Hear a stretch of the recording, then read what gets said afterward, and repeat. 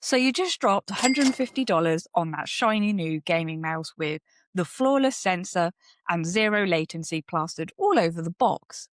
You load into your favorite FPS, line up that perfect headshot, and you miss. Again and again. You blame your aim, maybe you had too much coffee that morning, maybe the servers were acting up. But what if I told you that your mouse is literally lying to you? Today, I'm diving into the dirty little secrets that mouse manufacturers don't want you to know about. We're talking about sensor inconsistencies, hidden performance issues, and the sketchy marketing tactics that make your 16,000 DPI beast perform more like a drunk hamster on a trackball.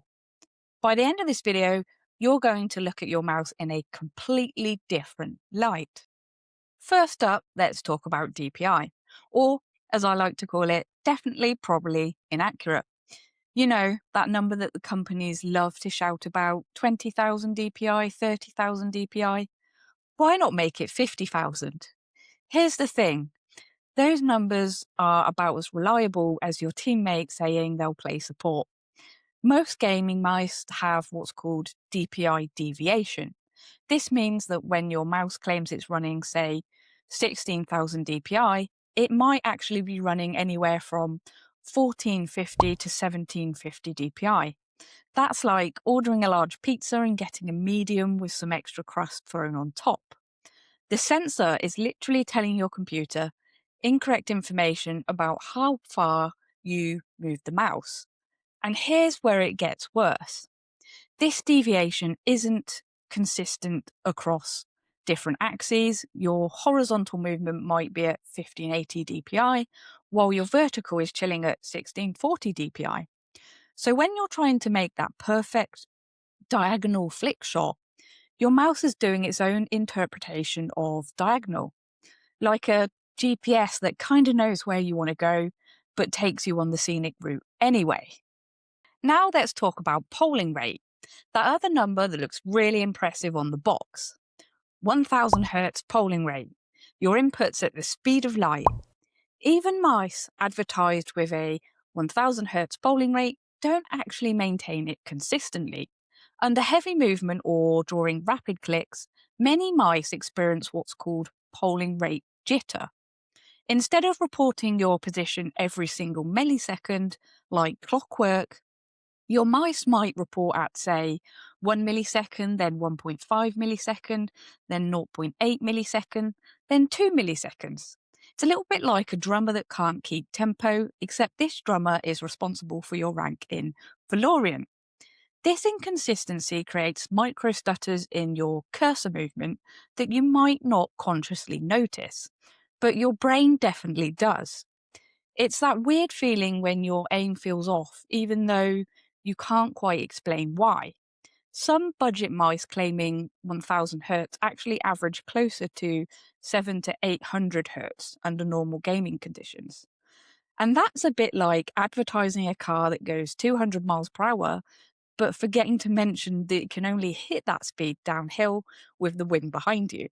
Here's something that most people never think about, and that is, where exactly is that sensor located under your mouse? Because it's not always in the center, and that actually matters a lot more than you would think. When a sensor is offset from the center of your mouse, every rotation of the mouse creates a tracking error. You could think of it a bit like this. Imagine you're trying to draw a perfect circle, but your pencil is attached to a stick that's off center. That's what your sensor is dealing with every time you make those little micro adjustments.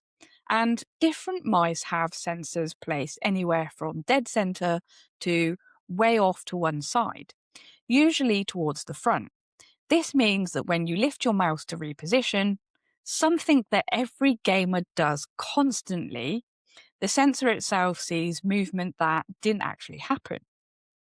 It's reading the arc of the rotation, not just pure vertical lift. So every time you reset your mouse position, you're introducing tiny errors that accumulate over time. This is death by 1,000 cuts, except each cut is a microscopic aim adjustment that sends your shot 3 pixels to the left of that headshot, which ends in disaster. Now, let's talk mouse pads, because your sensor is way pickier about the surfaces that it's sat on than you think. These optical sensors are basically really paranoid cameras that are constantly taking thousands of pictures of your mouse pad and then comparing them to figure out where they moved.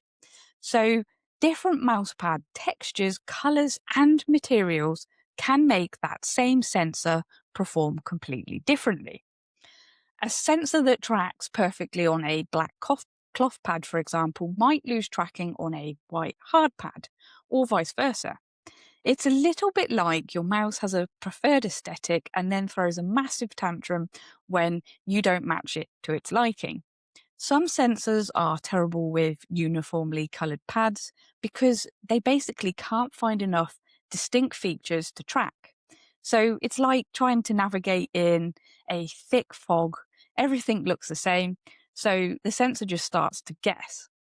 And when sensors themselves guess, you get what's called pixel skipping or angle snapping. These artifacts that make your aim feel like it's moving through syrup, basically. And actually, even humidity and temperature can affect tracking. Your mouse pad absorbing moisture from your long, sweaty gaming session can actually literally change how your sensor reads the surface. Your mouse's performance on, say, Monday morning might be different from Friday after a 12-hour grind session. And if you thought wired mice were safe from all of this nonsense, then you are 100% right.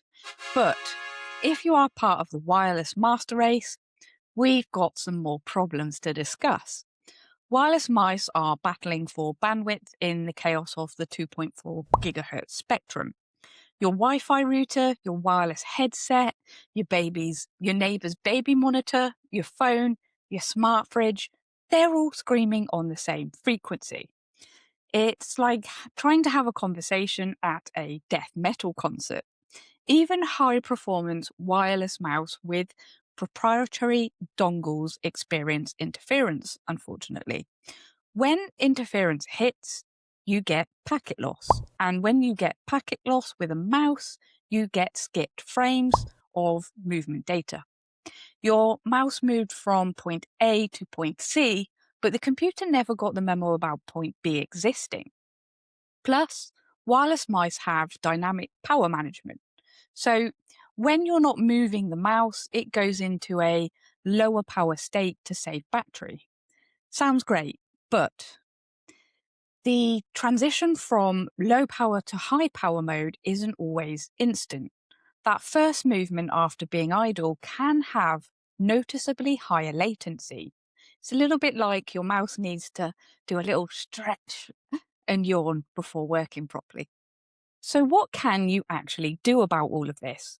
Well, first, test your actual DPI.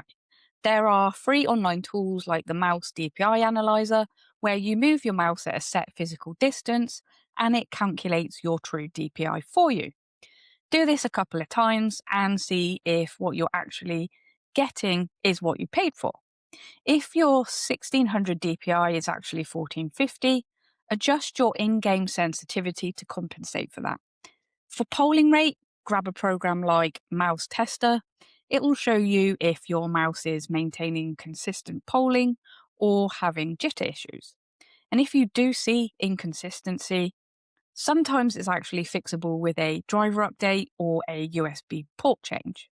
So try some different USB ports, preferably USB 3.0 or higher, and avoid USB hubs which can introduce latency. Test multiple mousepad surfaces if possible. Even just trying your mouse on a different material from around your house could reveal tracking issues. And if your sensor hates your current pad, switching surfaces is cheaper than having to buy a whole new mouse. For wireless mice, position your receiver as close as humanly possible to the mouse. Use a USB extender cable to get that dongle right next to your mousepad if possible, and turn off any unnecessary 2.4 gigahertz devices nearby when you're gaming. And then finally, Keep your sensor lens clean. Dust and debris can cause tracking issues that have nothing to do with the sensor quality. A quick wipe with a microfiber cloth every week makes a huge difference, but I do know it's a bit meh. So there it is. Your gaming mouse is probably lying to you about at least 3 different things right now. But the good news, knowing about these issues means that you can actually do something about them. So test your gear, optimize your setup, and stop blaming yourself for every missed shot. Maybe it is you if you're anything like me, but it actually might not be. The biggest manufacturers spend millions on marketing even to make you think that the hardware is flawless. But the reality is every sensor has quirks and limitations. The pros succeed not just because they've got hella expensive gear, but because they understand their gear's specific behavior and then they compensate for it. So if this video opened your eyes to the dark underbelly of mouse sensors, and yes, I am aware perhaps that dark underbelly is a bit dramatic for computer mice, but we went there anyway. Do me a favor and hit that like button and subscribe for more tech deep dives. And drop a comment below telling me what mouse you're rocking and whether you've noticed any of the issues that I pointed out in this video. If you want me to test a specific mouse and expose its dirty sensor secrets, let me know. Oh, and actually, speaking of mouse pads, I have actually got some in my shop now. So if you're looking for something new, be sure to check it out. No pressure though. Take a look if it interests you. The link's in my description. So until next time, may your sensors be accurate and your headshots be headshots. Take care, and I will see you on the next build.